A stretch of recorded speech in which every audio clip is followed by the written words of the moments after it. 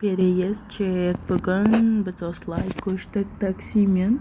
Жарты киімімізді алып келдік. Жарты киіміміз ата-енеміздің үйінде қалды. Ата-енемнің үйінде. Осылай уборканы бастап кеттім. Тез жуып сүртіп. Тұрмысқа шыққанда басында ата-енеммен тұрдық 1 жылдай. Сосын көштік. Енді көшіп қонып жүрік 2 баламен. Көп жерге кіргізбейді. Баламен, животныймен. До этого тұрған үйде слышимость қатты болды, ол жақпады. Көршілердің балалары, біздің балалар қарылып жылап.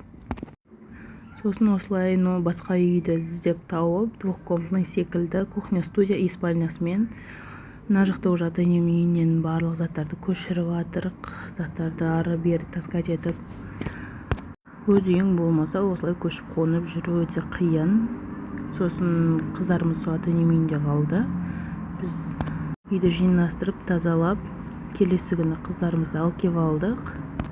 Үйге ремонт керек болды, осындай страшный обойлар болды. Сосын біз оның бәрін ауыстырып, мини ремонт жасадық өзіміз үшін әдемілеп, бірақ әлі де үйге көп заттар аламыз. Самый долгий тұрған осы үй болды. Басқаларында 2 ай, 3 ай ғана тұрып көшіп кете беретінбіз, потому что жақпайды. Ни дворы, ни үйі балалармен неудобно болатын. Қазір көшіп келген тұрып жатқан үйіміз поликлиникаға да жақын, мен ата-анама да жақын, ата-енем жаққа да жақын. Прям отлично. Бұл видеолар февраль айында түсірілген, бірақ енді салып жатырмын. Потому что уақыт жоқ, видеолар көп. 2 баламен үйде жалғыз.